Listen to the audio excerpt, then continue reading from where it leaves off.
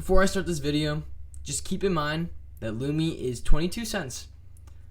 A green-based lizard can make 1,500 Lumi a day. 1,500 times 0.22 equals $330 a day. You do 330 times 365, that number you get is how much you would get just based off of staking one of these Creepz Genesis. What I'm trying to push on you is that play to earns are the next phase of gaming, of NFTs, everything. Good morning, good afternoon, good night, wherever you guys are in the world. I hope you guys are doing well. I'm not gonna lie, guys, the crypto market kind of took a dump. Everyone knows investing in crypto, everything's so new, and I think a lot of people find that appealing and are intrigued by that. It's not necessarily fun, and in my opinion, NFTs are a fun way of making money. In one of my previous videos, I talked about a project called Creepz, and I just said to keep your eye out on it. It was a cool concept of a play to earn, but we're going to take an in-depth look at Creepz and what this project holds for the entire NFT community as a whole, because I believe that Creepz is setting a completely new standard for play to earn / staking NFTs. So with that being said, guys, we're going to jump into Creepz, and this is the comprehensive guide to the Invasion of Earth Season 1. The rundown is Creepz is a multi-drop ecosystem, and you earn their token Lumi to access art and experiences. It's a multi-game map. You follow the Overlord through the Invasion games. The Overlord is technically the devs, but also this in-game character that you're going to see within the Creepz play to earn. You're going to purchase upgrades, build an army of lizards to increase your Lumi yield. You can also bribe the Overlord. Anytime you essentially want to withdraw Lumi, you're going to have to pay the devs the Overlord. Basically, you can take your Lumi and turn it into ETH and or USD. Stay on your tails. Things will change. Don't sleep on Creepz. Don't. This is the Invasion lore. You play the role of a Creepz, the coolest bad guys in the galaxy. There are 6 breeds of Creepz with varying strengths and skills. Collect them all, earn Lumi, upgrade your army, and master the Invasion. Stake your Creepz army in the Invasion to yield Lumi. Bribe the shapeshifters to bank your loot or build your creep cred to keep it all. If we take a look at Genesis Creepz, there are 6 breeds of lizards, each with their own skills in the Invasion that relate directly to their Lumi yield. By staking your Creepz into the Invasion, you yield Lumi. All staked Creepz will earn a 2x the daily Lumi yield for the first 48 hours of the start of staking. Their aim with this is for all the staked Creepz owners to be able to access future drops due to them staking their creep, along with this 48-hour bonus. You'll see our 6 colors are green, blue, gray, yellow, purple, and one-on-ones. The greens are the reptoids, blue are lizard people, gray are draconians, yellow saurians, I don't know if I'm saying that right, purple are the reptiloids. Dude, I'm so sorry for the way I pronounce this. And then we have our one-on-ones, which are super rare. It shows you their occurrence throughout the entire NFT collection and what their daily yield are. So the minimum amount of Lumi that you can earn per day is 1,500. If you stake your Creepz Genesis, you'll be able to yield the in-game Lumi per second stake. It tells you the risk. If you withdraw Lumi, so meaning you exchange your in-game Lumi for ETH, you are going to pay a 25% transaction fee in order to withdraw that Lumi. If you want to reuse your Lumi within the Creepz game, you're going to have to redeposit that Lumi into your Creepz in-game wallet. And if you don't stake, I mean, you're just pretty much selling it, your NFT at that point. The Reptile Armory. You're going to use your in-game Lumi to upgrade your lizard army and increase your yield. You need to stake a Creepz to earn yield from the Reptile Armory. The more you add, the more your yield increases. The first 3 that you mint are going to cost 3,000 Lumi. Lumi right now is 22 cents. For every Reptile Armory after this, you will have to pay intergalactic scavengers to source you Lemurian crystals and metals for the factory. As a result, they will become 1,000 Lumi more expensive each time. You'll be able to auto-stake them directly into the Invasion grounds to start yielding straight away. There are 5 types of NFTs per collection, each vary in rarity of occurrence.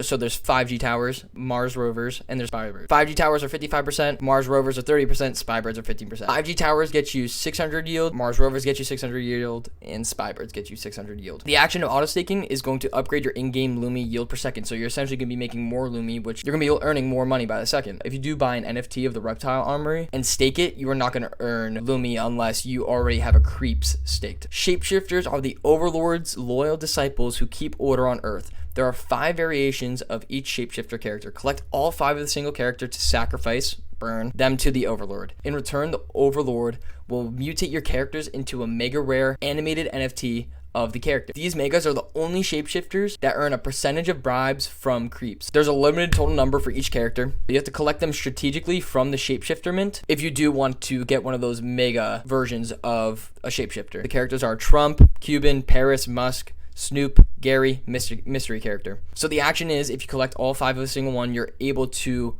mutate those 5 into a mega rare bribe, stealing NFT. and your exchange for that is burning them. If you do claim your Lumi bribes, as a mega rare claim, a percentage of the daily bribes are going to be taken by the Overlord. If you take too long, all the bribes are gone. So you're going to have to, if you do happen to get the shapeshifters, you're going to have to pay attention to when you claim. And as for the Lumi economy, Lumi is predominantly an in-game token for you to access the wider ecosystem. This includes future art drops, experiences, and events. Developed an initiative in-game wallet that reduces the need for you to claim your staking rewards before you can use them. This innovation on L1 ETH saves the majority of gas costs that other play-to-earn games have from constant claiming, making the Creepz ecosystem more cost-efficient, dynamic, and fun. That is huge for this game being on a layer 1. I'm actually very surprised they're not on a layer 2. You can withdraw Lumi into an ERC20, aka ETH, if you would like to transfer it to another wallet. You will, however, need to redeposit the Lumi to your in-game wallet before you can use it in the ecosystem. The action: if you were to yield Lumi, the reward is to yield Lumi by staking Creepz in Armory. Information: stake more characters, increase your yield, earn more money. If you spend Lumi, you're able to purchase future drops for free. And then if you withdraw Lumi, you can convert it into ETH. Creepz Membership Club is on a mission to become a globally recognized brand. Oh, and Flipboard API clubs. This might have potential. Keep that in mind. As part of this mission, a membership club will be formed for all the Overlord's loyal servants. Your ranking in the club will be dependent on just how loyal you are. Building the Creepz ecosystem, grow Creepz into a globally recognized mega brand, market first partnerships and sponsorships, rewarding the Creepz community through ridiculous experiences, build a real Creepz fashion brand, not a lizard on a t-shirt merch line. I fuck with that heavy. I personally believe that Creepz is going to reshape the play to earn staking NFT game going forward. I talked about this project when the floor was 0.8 and right now it is 7.24 ETH. Creepz Genesis is honestly building up a lot of hype.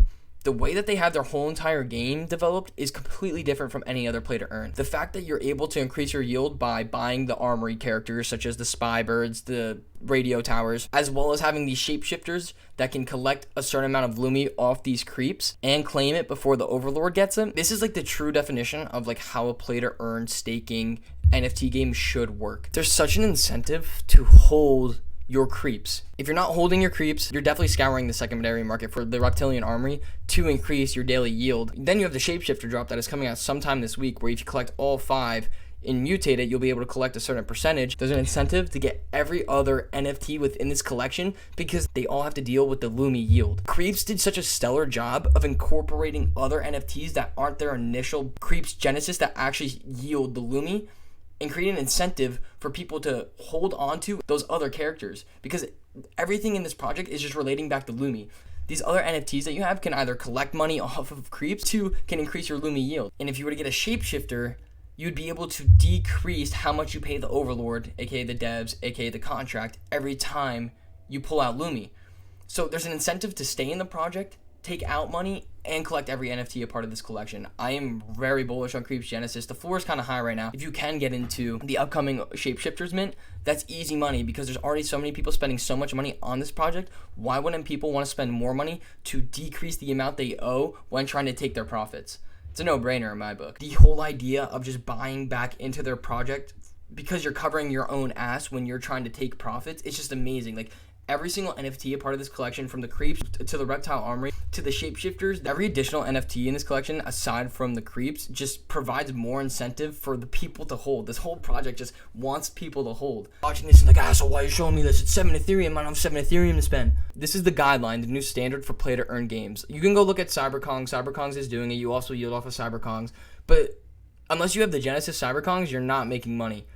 This whole project is incentivized to make money. And even if you're not a part of the project, and even if you don't own the Creepz Genesis, you can still make money by having the shapeshifters. People are going to want to buy the shapeshifters.